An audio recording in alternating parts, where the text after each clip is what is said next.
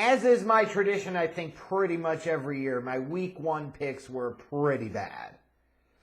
Week one can be really unpredictable. It's really hard to know. You're trying to separate hype from the preseason, from how teams look on paper, and it's hard to know when the rubber meets the road or when the cleats meet the turf, if you will, how everything is going to play out, right?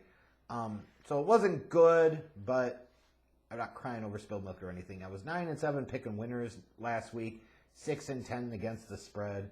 You know, it is what it is, right? So on to week two, as we say. And at least for week two, I got Philly -6 over the Vikings, right? So I guess that's something. And the Vikings start off 0-2, so it doesn't exactly break my heart, right? So you can check out all of my picks for week two. They'll be in the description box down below. As I did in week one, I'm going to focus on a few kind of marquee matchups. So I'm not going to talk about every single one.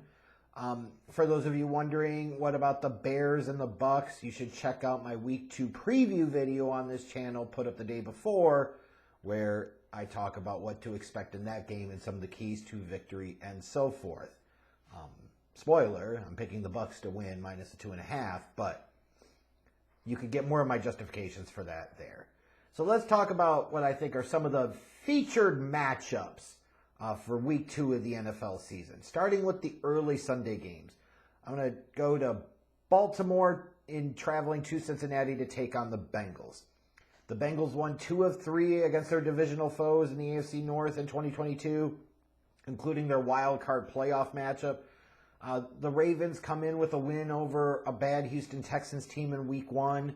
And it's not like Lamar Jackson or the Ravens offense looked incredible, although I certainly thought Zay Flowers flashed some in his first game as a pro. Meanwhile, for the Bengals, it was a rough day at the office against Myles Garrett and that Browns defense. Really rough. Joe Burrow threw for like 82 passing yards. He got paid, and then he laid down last Sunday.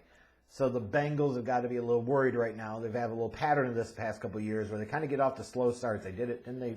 Started off 0-2 last year. If you remember in 2021, early on in the season, Joe Burrow looked mid. I was thinking Zach Taylor might get fired because they lost to the fucking Matt Nagy-led Bears. So there's a little bit of a pattern or history of this team starting off slow, but once they get into a rhythm, they can get really dangerous in a hurry. So big matchup for both teams in this spot. I'm going to take the Bengals -3.5 because it looks like the Ravens are going to be without several players on Sunday. I think Marlon Humphrey's out. I believe Ronnie Stanley has been ruled out. Mark Andrews is questionable. So, yeah, give me the Bengals -3.5. You've got a big matchup with potential playoff implications. The Chiefs traveling to Jacksonville to take on the Jags. The Jags were able to go into Indy in week one and win relatively comfortably against a game and exciting Colts team with Anthony Richardson making his first career NFL start. Meanwhile, the Chiefs lost in the season opener on Thursday night to a game Lions team. It was kind of an ugly game. You know, the Chiefs were without Travis Kelce, no Chris Jones.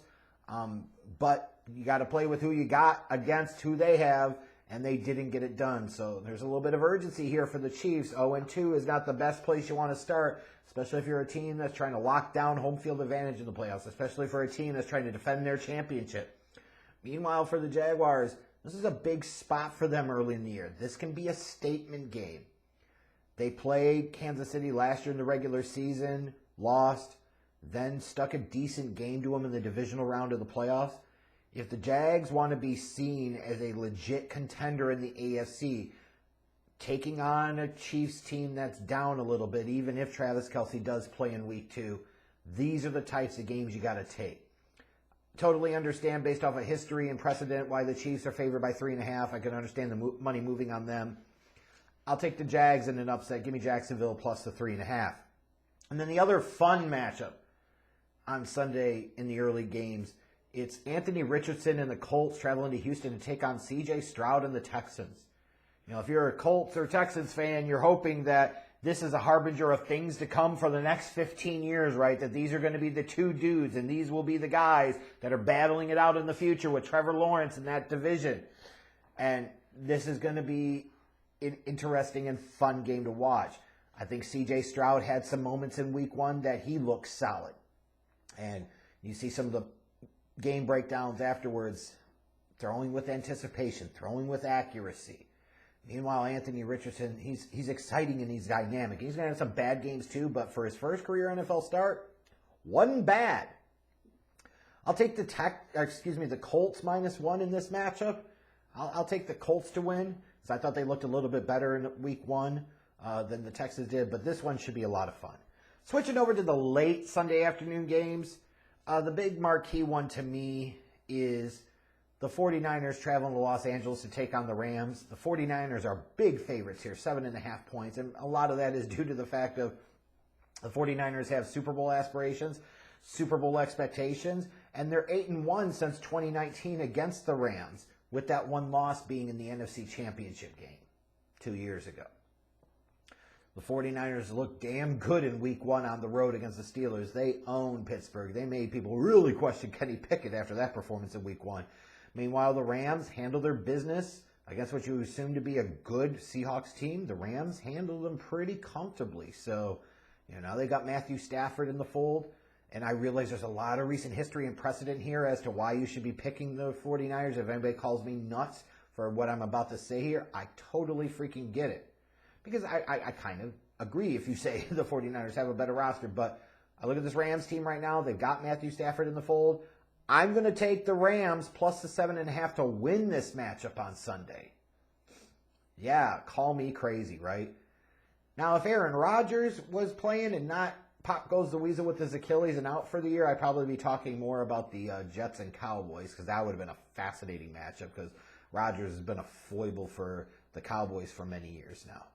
But I'm not, so there it is. Although I think, just because Zach Wilson's not good, that doesn't automatically mean that the Cowboys are just going to automatically steamroll them, because the Jets are a good team. Sunday night, though, should be a good one. Tua Tagovailoa, Mike McDaniel, and the Miami Dolphins traveling to New England to take on Mac Jones and Bill Belichick and the Patriots. Miami's 4-2 in their last 6 against the Patriots. They split the series last year. The Patriots put up a game effort against the defending NFC champs last week in the Eagles. Mac Jones kind of rallied after kind of a sluggish start, and he put up a good performance. Meanwhile, the Dolphins and their offense, they were explosive on the Chargers on Sunday. Tua throws for over 440 yards. Tyreek goes for over 200. You have to wonder how Belichick is trying to cook up something on defense to try and contain Tyreek Hill and take him completely out of the game. I'll take the Dolphins minus the 3 in this spot, but could be an interesting matchup. And then Monday night, you've got the Saints with Derek Carr traveling to Carolina to take on Bryce Young and the Panthers. And it's a big spotlight for Bryce Young. His second NFL start, his first start in prime time with the nation's eyes on him as an NFL quarterback, with the whole pressure of being the franchise face for years to come for the Panthers on his shoulders. It's a big spot for them. The Saints could sit there and do really well for themselves by winning this game on the road, going to 2-0. This is a game they really want to have. Meanwhile, for the Panthers, this is not a good division. So even with the rookie starting quarterback, it is not out of the realm of possibility that they could be in the mix here. And they got to figure out a way to get some wins early to build themselves some momentum to have a shot at that. I'm going to pick another upset here. I'm going drunk here early in the season. I'm going to take the Panthers plus the 3 because while the Saints won in week 1, they didn't look very good against a not very good Titans team. So there you go. Those are my picks for week 2. We'll see if they turn out better than week 1. If they won't, if they don't, then I'll be coming back here next week for week 3 picks and making excuses about it.